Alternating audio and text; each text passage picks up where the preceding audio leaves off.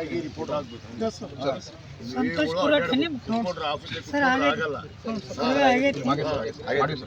Sir number ರೈತನ ಹೆಸರು crop ಎಲ್ಲ ಕರೆಕ್ಟ್ ಇದೆ.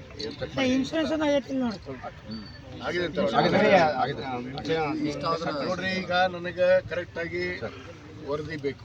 ನೀವು JD ಅವರ ನೀವು ನಿಮ್ಮ ಹೇಡಿಗಳಿಗೆ ಏಗಳಿಗೆ ಸೂಚನೆ ಕೊಡ್ರಿ ಸರ್.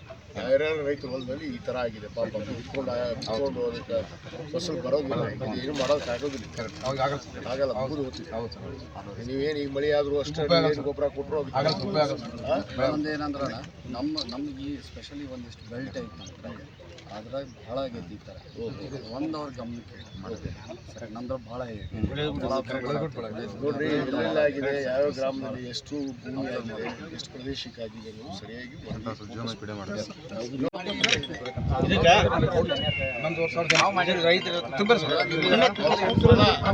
ಇನ್ಶೂರೆನ್ಸ್ ತುಂಬಿರಿ ಮತ್ತೆ ಚೆಕ್ ಮಾಡ್ಬೇಕಲ್ಲ. ಹೇಳ್ಬೇಕಲ್ಲ ನೀವು ತಿಳುವಳಿಕೆ ಅವ್ರಿಗೆ.